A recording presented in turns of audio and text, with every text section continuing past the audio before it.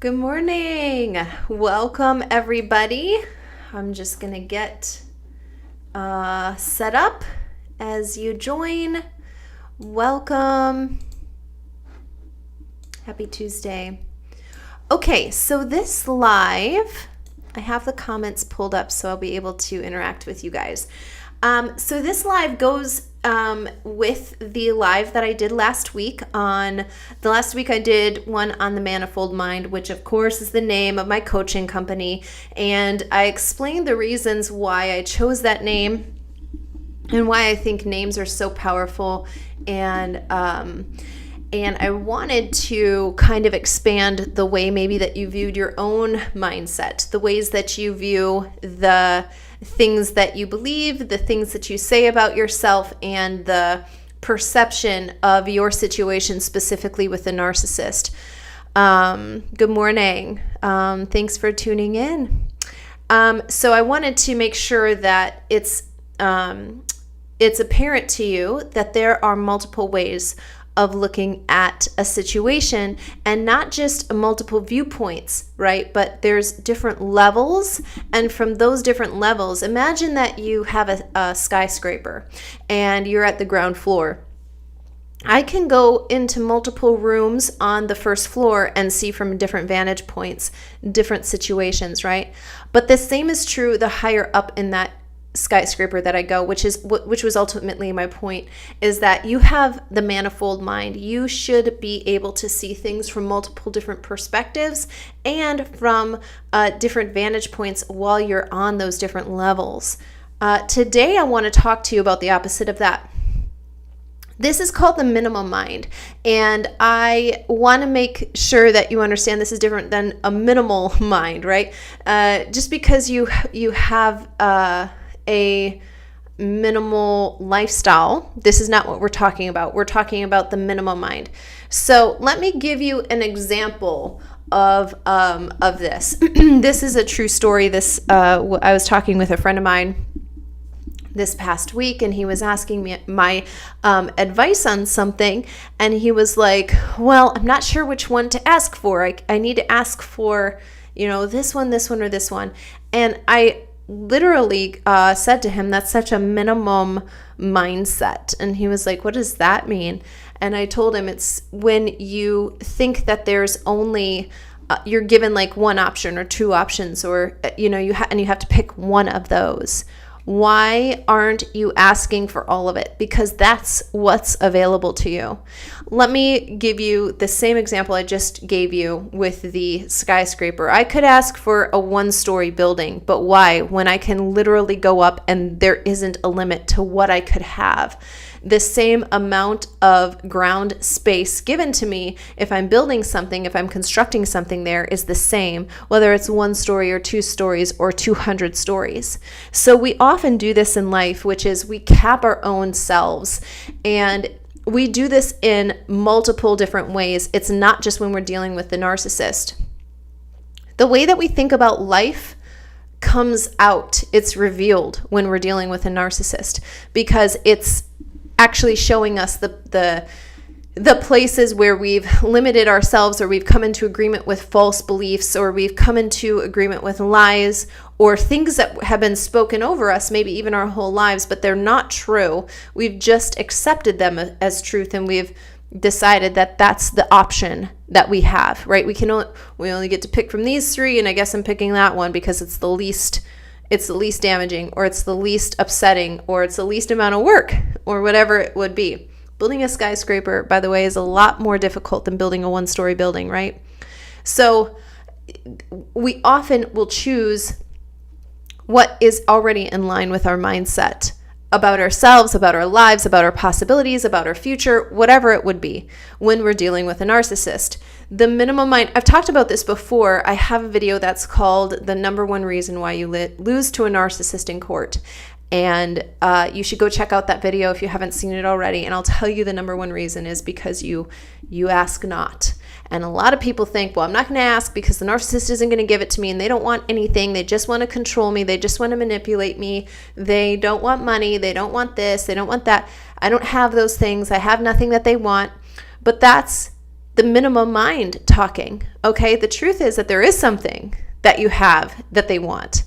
Because if you were not of use in some way to the narcissist, then they would stop manipulating and controlling you. They would leave you alone.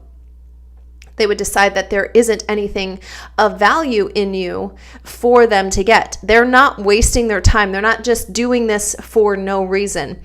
They're getting something from you.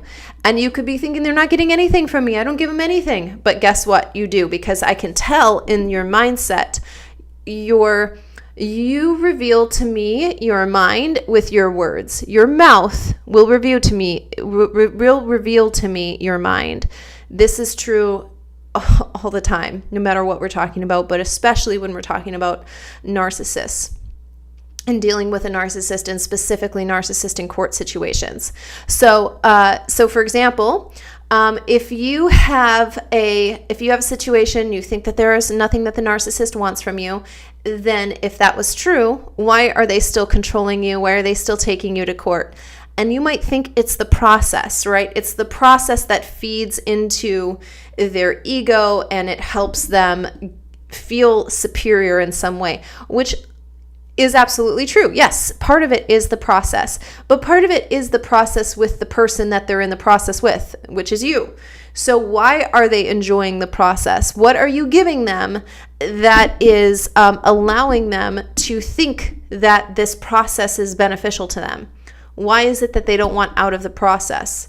It's because there's something going on in your mindset that's aligning with the same goals of the narcissist. You have the same goal. You have the same belief about that goal. You have the same belief about the system, about the process, about the activities that happen in between. So it's important that you understand, if that is the case, this is a minimum mind. You're thinking to yourself that you've got one room on the first floor available to you, when the truth is you own the entire first floor and you can build as high up as you want. It's about recognizing where your limitation is so that you can break that off. That's something that is in alignment and in agreement with the narcissist mindset. You have to be able to do this kind of self-reflection. So in the video that I'm mentioning just now, the number one reason why you lose to a narcissist in court, I talk about why your mindset is so important and why you don't even ask. You think it's not even worthwhile to ask. I tell you the number one reason is because you ask not. You have not because you've asked not. And in this video, I talk about this, and I still get comments on there, well, I'm not going to ask my narcissist because my narcissist wouldn't do that, and they're not going to negotiate. They don't want anything from me, right? I'm telling you that this is a minimum mindset. Let's just do an exercise, for example, and let's say, for example, that wasn't true, that what I'm saying is true, that there is actually something that you have that the narcissist wants. Let's just say that this is a given. How would that change what you would ask the narcissist for, or what you would ask the court for in regards to the narcissist? How would that change things? If there was no limitations, how would it change what you're doing? If you are saying, I would change my behavior in some way, I would ask for something different, I wouldn't accept this type of behavior anymore, then you have already revealed that there is something standing in your way of getting the thing that you want, the life that you ideally want. And don't tell me it's the narcissist, because it isn't. Everything that happens is a reflection of your inner world. The things that you tolerate is a reflection of your beliefs. You believe at some level that that's what you deserve, or that's what you're worthy of. That's where your value is set. You need to I am trying to give you something here to help you no matter where you are. You don't need one-on-one coaching with me. You can do this on your own. Think about your own mindset and think about what the beliefs you have about yourself are. Find out where that limitation is and find out the lie of why you're believing that that's limitation, and replace it with the truth. The narcissist would not be going to court with you specifically if there wasn't something that they want. Yes, the process feeds them. It gives them the platform that they're looking for, the stage to kind of present their insane worldviews on. Yeah, they get to do all of this. They like that, right? There's 8 billion people in the world. Why did they choose you to go to court with? Oh, because I have kids with them, or I have this with them. That's a part of it. That isn't the whole thing. There's so many examples that I can continue to, like personal examples of people that I know, that I work with, that I've interacted with, where I can tell you for sure that this is not the truth. It's not the whole truth. It's a part of the situation, but it's not the main piece. The main piece is you. So why is it that the narcissist wants to go to court and go through this process with you? When you can identify what that is, you'll find your power. When you can, you'll start understanding, this is how it has been used against me. This is how my gifting, or the thing that is the greatest part of me, or one of the most powerful parts of me, has been used not only to not allow you to use that gift, but it's actually been used to abuse you, to cause you to stay in the same situation and accept the same type of behavior. This is the minimum mind. We all, on certain levels, have the minimum mind, and we need to identify where we have it, because when we do, we can replace it, right? And which is what the manifold mind is all about. I told you last week in my live video when I did the manifold mind, my actual goal is not to just help you get through court. You're in the situation of going to court or leaving a narcissist for a greater reason. That is meant to be the catalyst of you doing something else, of you using that experience for something else, for some other larger purpose, your life purpose. And if a lot of people just think, I'm just going to survive this, I just want to get out of court with the narcissist, I just want to figure out how to leave the narcissist, how to get my own job, how to get my own place to live, and whatever. That's their goal. But that's you're shortchanging yourself if that is your goal of I just want to survive it. No, you're meant for so much more. You're not meant to just like endure hardship and then hopefully you get out of it and then some kind of other plan falls into place for you.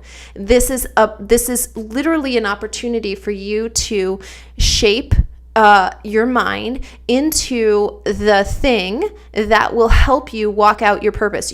Who you are now is not capable of carrying the weight of your purpose. You need to understand that this is like the training for how you will develop the manifold mind so that you get out of the minimum mind. Your mindset determines your quality of life, whether you're with a narcissist or not, whether you have easy breezy, life, everything planned out for you, and what you do with it. You understand, like, getting all of the things that you think you want right now. If you had endless money, if you had endless support around you, excellent friends and family, how you utilize those things is shaped and determined by your mindset. If it's an end goal unto that, then you get that, and who does that benefit besides potentially you? But I would even hesitate to say that, because a lot of people think of development as like an end goal. Like I've gotten enough and I don't ever need, I have a Ph.D. Am I done learning? Absolutely not. I hope I learn every single day. In fact, I make it a point, right, to schedule that into my day. It's not enough that is a goal. That isn't the goal. That isn't the end goal. And a lot of people have the wrong way of thinking. It's a very minimum mindset of like, once I get here, then I'm going to stop doing that, or then that'll be good enough, and then I can move on to something else. But they never tie all of these things together. In other words, there's a reason why you're with the narcissist in court, or you're trying to leave the narcissist, because you want a different life.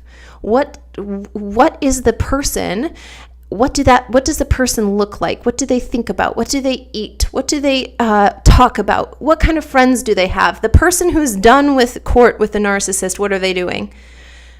Because honestly, that's the thing that the narcissist doesn't want you to realize, is that you're capable of all of that.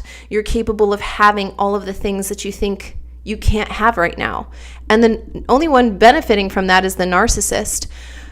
They get to continue to have all of that energy at their beck and call, which is why I try to tell you about no contact has very little to do with not contacting the narcissist via email or text messaging or phone calls. It actually has to do with no contact in your mind, no contact in your emotions. Separate yourself from the narcissist. Be free from the narcissist, not just physically.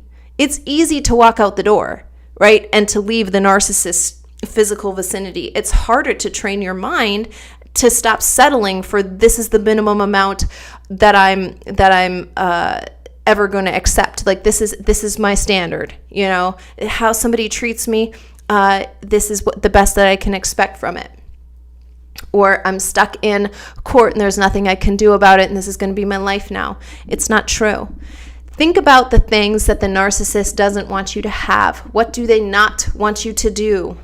What do they not want you to say? Think about those things. Look into those spaces because there's something in those areas that is actually supposed to be like your treasure. It's something that's not just going to help you with win the court case if you're in court with a narcissist, or leave the narcissist for good if you're still with them, but it's also going to help you for your greater life purpose. And you need to know what your strengths are. The narcissist sees it very clearly. And again, you have not because you've asked not. If you have settled for the minimum mind in your life, how would any of the other areas be reflective of something higher than that, of something greater than that? What we've allowed, what we've settled for, what we've accepted. Thanks for joining, Mark. What we've accepted with the narcissist is reflective of other areas in our internal world that we've accepted first. And so this is an opportunity for you to address the areas where you've allowed the minimum mind to make decisions for you, to make excuses for you, to make and set contracts with you, to, you got to think about these things because you can't replace it if you don't identify it. So that's really what I wanted to talk about in this video. I do hope that this video has helped you. Again, if you haven't seen last week's video, go back and watch it. It was on the manifold mind. These go together. You can't have both at the same time. And if you have one in one area, guarantee you it's bleeding into other areas. We're constantly in development. We should constantly be learning. And if we accept that there's an area like this is as good as it's going to get, then why should it change? And in fact, understand that that's the same mindset the narcissist has for you. They want you to think it'll never get better. You'll never get free from me. We're always going to be in court. I'm always going to have a hold over you. That's what they want you to think. That's what they want you to believe. Why would you come into agreement with anything that they believe? And especially about you when you're the only one in control of your life. You're the only one who gets to make choices for yourself. So start thinking about these areas, just even for a moment. The minimum mind is always going to be there. You can always go back to that place of reference if it's too uncomfortable for you to start thinking about other possibilities. But just for a second, think about what is possible if I had the manifold mind in this situation. If there was literally 1,000 possibilities and other outcomes besides the one that I think is available to me, and that's the only one available to me. Let's for a moment just say that there's 1,000, because actually there's unlimited, right? There's an infinite amount of other possibilities available to you, and that's the truth in any given situation. But let's just for a second say that there's 1,000, okay? If you could even step into one of those possibilities, what difference would that have on your life? And start thinking about this in other areas where you have the minimum mind.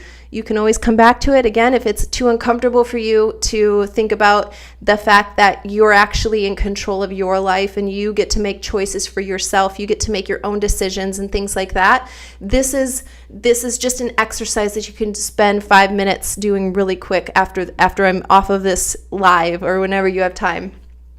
Just think about it and consider it. What if there was another possibility? What if it was actually your belief system that was keeping you tied to the narcissist when it's so unnecessary? So I hope this video helps you guys. Go check out my video that I did last week called The Manifold Mind, and you can also check out the video I referenced in this video, the number one reason why you lose to a narcissist in court, if you need more help, if you're facing a narcissist in court. Today we had, just a few minutes ago, we had our first group coaching session, which went really, really well. If you're a member, you've already been sent the username and password so you can log in and watch the replay if you couldn't join us live. We will be having group coaching every Tuesday at 9 Eastern, 8 Central. It's live, or you can watch a replay. There's a bunch of other resources inside of your inside of the section that I've set up for you guys with your username and password. So if you need help preparing to go to mediation with a narcissist, go check out the resources that are in there that are free for you if you're part of the group coaching. If you're not part of the group coaching, I think a link is in the description of this video, so you can go sign up and have immediate access to the replays as well as the resource section. And I will see you guys next week.